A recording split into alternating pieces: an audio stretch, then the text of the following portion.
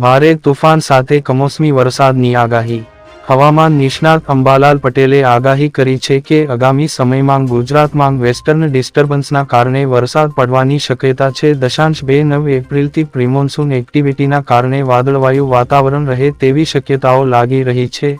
10-14 મે વચ્ચે pre-monsoon activity ભારે આંધી વંટોળ સાથે રહેવાની શક્યતા છે। 2-4 મે થી 4 જૂન વચ્ચે આંધી વંટોળ સાથે વરસાદ રહેશે। 7 જૂનથી દરિયામાં પવનો બદલાતા ફરી વરસાદ આવશે અને 8 જૂન આસપાસ ચોમાસું બેસે તેવી સંભાવના છે। અંબાલાલે ગરમીને લઈ શું કરી આગાહી? 28-29 એપ્રિલે મધ્ય ગુજરાતનું તાપમાન 42 થી 43 ડિગ્રી રહેવાની શક્યતા છે, તો ઉત્તર ગુજરાતમાં 41 ડિગ્રી રહેવાની શક્યતા છે। ઈડર, અમરેલી, જૂનાગઢમાં પણ ગરમી વધુ રહે તેવી શક્યતા લાગી રહી છે। 4 થી 5 મે થી પુનઃ કાળઝાળ ગરમી પડશે અને ત્યારબાદ 20 મે થી ગરમીની પાછી શરૂઆત થશે।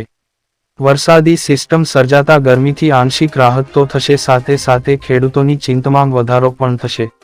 ગરમીની વાત કરવામાં આવે તો મોટાભાગના શહેરોમાં તાપમાન 2 ડિગ્રી જેટલું ઘટ્યું છે।